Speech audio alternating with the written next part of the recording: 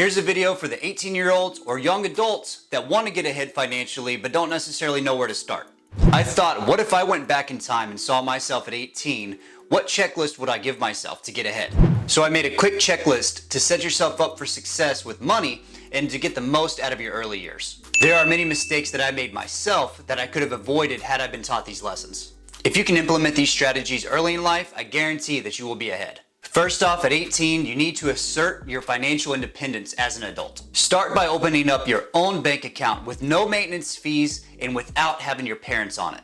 I'm not saying that your parents have any bad intentions with your money. It's just that you need to gain the skill and understanding that you need to start limiting your spending correlated with how much is in your bank account. Plus, your bank account is your literal foundation to your financial house. And you got to get acclimated with the idea of numbers going in and numbers going out. And if your parents offer assistance, I'm not saying to turn it down. I just want you to progress towards handling your own financial problems. Become a master of the most important rule of personal finance. Pay yourself first. This is the all-time most important strategy to be financially secure and free. When you earn a paycheck, who deserves that money the most? Yourself, of course. And the term pay yourself first means to prioritize a percentage of money into your savings versus using it on bills and consumer spending. If you don't have enough to save after paying your bills, then your bills and your spending are way too high. Start this habit today with a small percentage that is maintainable, not I'm gonna save 95% of my income. You're thinking in the right way, but this is not going to be practical when you start to collect more financial obligations. Start with 5% and make yourself stick with it. Over time, you want to build up into a range of a 20 to 30% savings rate. Trust me, it is much harder to start this discipline later in life, which is why half of Americans are living paycheck to paycheck. Start building credit. One of the highest impacts on your credit score is your credit history. If you start early, by the time you really need credit, it will already be established. Your best bet is going to be to start with a secured credit card. You can go to wallethub.com and check out which cards are going to best fit what you're looking for. If this is your first credit card ever, I recommend a secured credit card. Because if you don't have any credit established and you're 18 years old, chances are you're not going to be able to get an unsecured credit card. Essentially, what a secured credit card is, you give them cash up front, which is going to establish the credit limit that you have on the card. If for any reason that you default and don't pay back that card, then they get to keep the money. This is going to help train your discipline. You may be able to find cards that don't require you to secure it with cash and give you a higher credit limit. But remember that this can be a trap to convince you to spend more on the card, which is going to lead you to spending outrageous interest. So stick with a secured card, keep the limit low, and train yourself to pay it off in full every month. Carrying a balance does not increase your score. The number one factor to a credit score is called utilization. The lower your utilization, the better your score. Your utilization is how much of your credit limit is being used at one time. So if you have a $200 credit limit with $100 on the card, you're at a 50% utilization.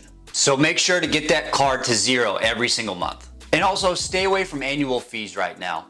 Later on down the road, you will have options of getting rewards cards where the annual fees kind of balance out.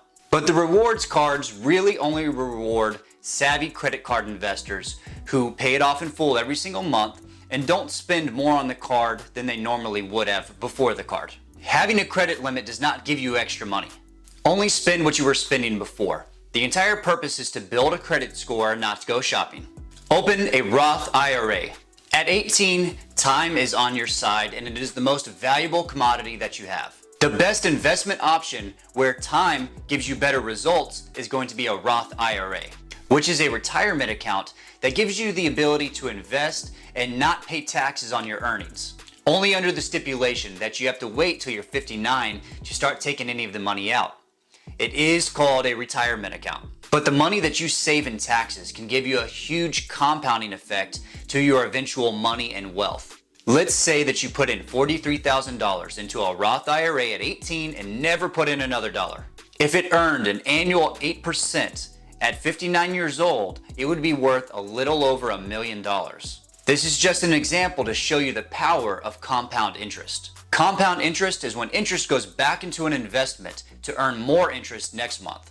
And doing this over your entire life can lead to a significant amount of earnings. The best strategy is to cap out this account every single year, which you can contribute up to $6,000 a year. And a higher interest rate is always good, but you can't beat time. Let's say at 20 years old, you put in $20,000 every single year all the way until you're 59.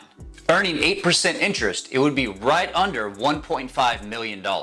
But if you wait until you are 30, it will end up being a little over $600,000. With only a 10-year difference, you would lose half of the potential. Wait until 40, and it would be under $250,000. Don't get me wrong, all of these numbers are a lot of money. But the importance at 18 is capitalizing on your time. Now, I can't tell you what to invest in, but I can say I've always been a fan of Vanguard, which is where I hold my IRAs. They have been around for 45 years and have a stellar reputation, and I am in no way compensated by Vanguard.com. I've always used them because they have a reputation for having the lowest fees. Avoid taking on too much debt in your early years. In the last couple of years, 18 to 29-year-old Americans have reached an all-time high of having a collective $1 trillion in debt. Trillion with a T. I know the general public thinks that this is attributed to student loans, but really student loans only take up about a third of the percentage, which is followed by mortgages, car loans, credit cards, and revolving debt. The problem is young people can rack up debt without fully appreciating the financial consequences later. You need to set up a limit of how much you will allow yourself to spend in a category and create a framework that will stop your spending from getting out of control. There is a popular format which is called the 50-30-20 rule. 50% goes into your needs, your housing, your food, your transportation, etc. 30% goes into your wants, your hobbies or your entertainment. And 20% goes into saving and investing for your future.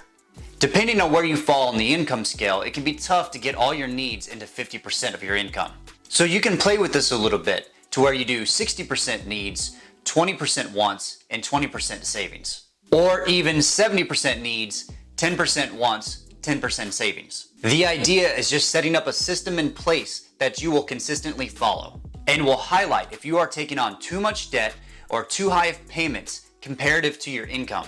If you can implement all of these strategies as fast as you can, I promise you are going to be light years ahead of your peers. You will make mistakes. I made mistakes in all of these categories, but I never gave up on the overall game plan.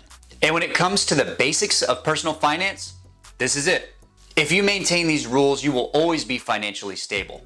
The only challenge that you're going to have is how much wealth do you really want to build? Thank you guys for watching the video. Like always, if you enjoy talking about personal finance, credit, or investing, please feel free to subscribe to the channel, and I will see you guys next time.